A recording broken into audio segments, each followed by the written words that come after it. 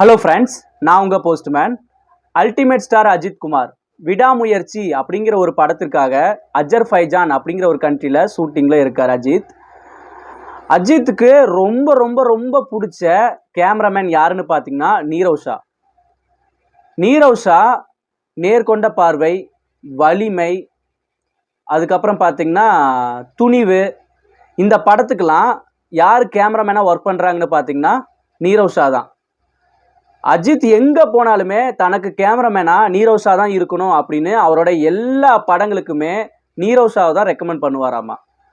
அதே மாதிரி தான் விடாமுயற்சி அந்த படத்துக்கும் நீரவ் ஷா தான் எனக்கு கேமராமேன் வேணும் அப்படின்னு மகிழ் திருமேனி கிட்ட சண்டை போட்டு நீரவ் ஷாவை தான் கேமராமேனாக வச்சுருக்காங்க. இப்போது விடாமுயற்சி படம் பார்த்தீங்கன்னா அஜர்பைஜானில் பாதி படம் முடிஞ்சிருச்சு, இன்னும் பாதி படம் தான் அந்த பாதி படம் எடுக்கிறதுக்கு முன்னால நீரவ் ஷா கேமராமேன் நீரவ் ஷாவுக்கும் மகிழ் திருமேனி இருக்கார்ல விடாமுயற்சியோட டைரக்டர், இவங்க 2 பேர்த்துக்கும் இடையில சரியான சண்டை வந்துடுது. இதனால மகிழ் திருமேனி என்ன பண்றாருன்னா நீரவ் ஷாவை, நீ எனக்கு கேமராமேனா வேண்டாம், நீ கிளம்பு அப்படின்னு சொல்லிடுறாரு. உடனே நீரவ் ஷாவும் அந்த இடத்த விட்டு கிளம்பிடுறாரு. நீரவ் ஷாவுக்கு பதிலாக இப்போ ஓம் பிரகாஷ் அவரை தான் கேமராமேனா நியமிச்சிருக்காங்க விடாமுயற்சி படத்துக்காக. ஆனால் நீரவ் ஷா அந்த விடாமுயற்சி படத்தை விட்டு கிளம்பி போகிறாரு பார்த்தீங்களா, இது தெரிய வர அஜித் மகிழ் திருமேனி கிட்ட சண்டை போடுறாரு.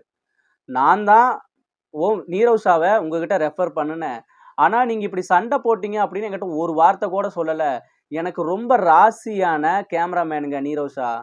என் படம் பார்த்தீங்கன்னா நேர்கொண்ட பார்வை ஹிட்டு, வலிமை ஹிட்டு, அதுக்கப்புறம் பார்த்தீங்கன்னா இது துணிவு, இந்த படமும் ஹிட்டு. இந்த விடாமுயற்சி ஹிட் ஆக்கலான்னு பார்த்தேன், அதுக்கு நீங்கள் வழிவிட மாட்டீங்களாட்டிருக்கு அப்படின்னு சண்டை போடுறாரு. யார்கிட்ட? விடாமுயற்சி டைரக்டர் மகிழ் திருமேனி கிட்ட. சரி, ஓகே. இப்படி இருக்கும் பொழுது அஜித் என்ன சொல்கிறாருன்னா, இங்கே பாருங்க மகிழ் திருமேனி, நீங்கள் எனக்கு பிடிச்ச கேமராமேனை வீட்டுக்கு அனுப்பிச்சிட்டிங்க, சரி ஓகே. எனக்கு விடாமுயற்சிக்கு பிப்ரவரி கடைசி டேட்டு வரைக்கும் தான் எனக்கு கால்ஷீட் கொடுத்துருக்கீங்க, அதுக்கு மட்டும்தான் நான் சம்பளம் வாங்கியிருக்கேன், ஓகேங்களா? அது வரைக்கும் தான் உங்கள் கூட சேர்ந்து என்னால் படம் நடிக்க முடியும். ஆனால் இப்போ பாதி படம் தான் எடுத்துட்டீங்க, இன்னும் 1.5 மாதம் 2 மாதம் தான் இருக்குது பிப்ரவரி முடியறதுக்கு. அந்த 2 மாதத்துக்குள்ள நீங்கள் இன்னும் பாதி படம் எப்படி எடுக்க போகிறீங்கன்னு எனக்கு தெரியல. அதனால் சீக்கிரம் அந்த படத்தை எடுத்து முடிச்சிருங்க அப்படின்னு மகிழ் திருமேனி கிட்ட அஜித் பயங்கர சண்டையில் இருக்காராமா. இப்போது அஜித் பார்த்தீங்கன்னா புத்தாண்டு நியூ இயரை கொண்டாடுறதுக்காக துபாயில் அவரோட ஃபேமிலியோட டைம் ஸ்பெண்ட் பண்ணிட்டு இருக்காரு. அது மட்டும் இல்லாமல் ஜனவரி 3 அஜித் மகளோட பிறந்தநாள் வருது, அதையும் துபாயில் செலிப்ரேட் பண்ணுறதா சொல்லியிருக்காரு. இப்படி ஒரு பக்கம் அஜித் இருக்கும் பொழுது ஒரு பக்கம் விஜய் மக்களுக்கு நல்லது பண்ணிட்டு இருக்காரு. மழையால் பாதிக்கப்பட்ட மக்களுக்கு அரிசி, காய்கறி, அப்புறம் மளிகை பொருள் இதெல்லாம் அவங்க வீடுக்கு தேடி கொண்டு போய் கொடுக்குறாரு.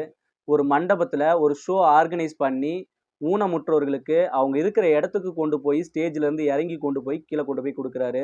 தன்னோட ரசிகர்களை போய் பார்க்குறாரு. எந்த கூட்டத்தையும் பயப்படாமல் கூட்டத்துக்குள்ளே நடுவில் போகிறாரு. இப்படி நிறைய பிரச்சனைகளை ஃபேஸ் பண்ணுறாரு. ஸோ பொறுத்து பார்க்கலாம் அடுத்த அப்டேட்காக.